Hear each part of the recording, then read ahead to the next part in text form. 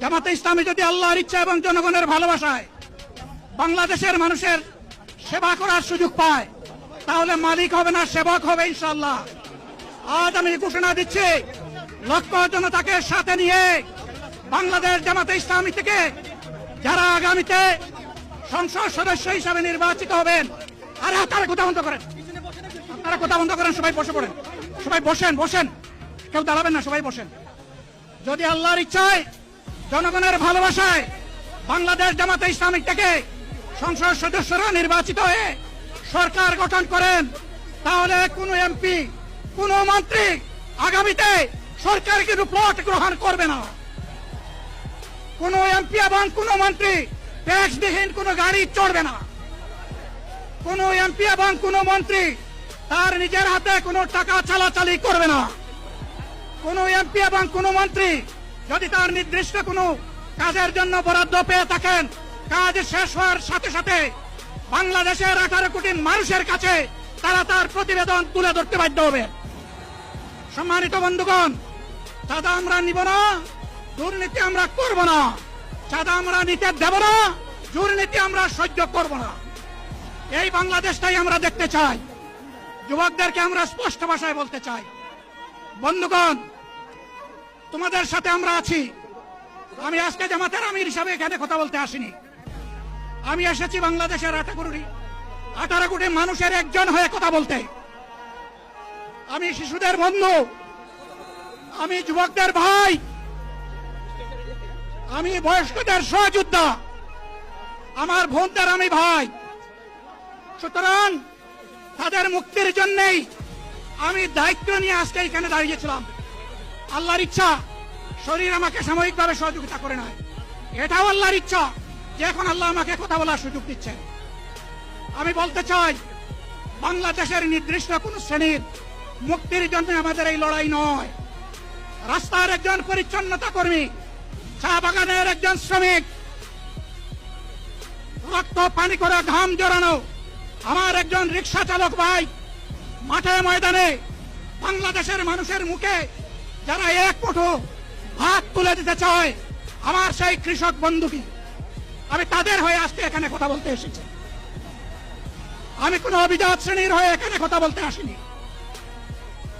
আল্লাহ তাআলার অশেষ মেহেরবানি, আজীবন সকল রক্ত চক্ষুকে উপেক্ষা করেছি, জেল জুলুমের পরোয়া করি নাই।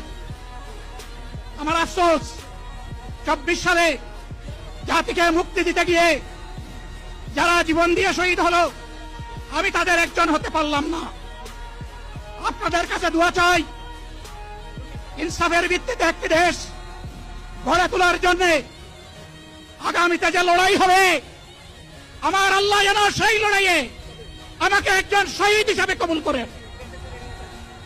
সম্মানিত বন্ধুগণ, আমাদের প্রিয় শহীদ নেতৃবৃন্দ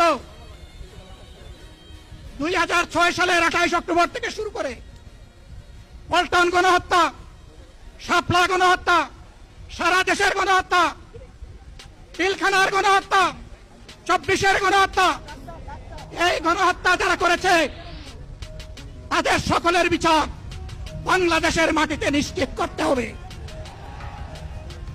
এদের বিচারের দৃশ্যমান প্রক্রিয়া শুরু না করা পর্যন্ত পুরানা ব্যবস্থাপত্রে বাংলাদেশ আর চলবে না। এতগুলো মানুষ এমনি এমনি জীবন দেয় নাই, জীবন দিয়েছে জাতির মুক্তির জন্য। যদি বস্তাপতা পুরানা সবকিছুই টিকে থাকবে, তাহলে কেন তারা জীবন দিয়েছিল?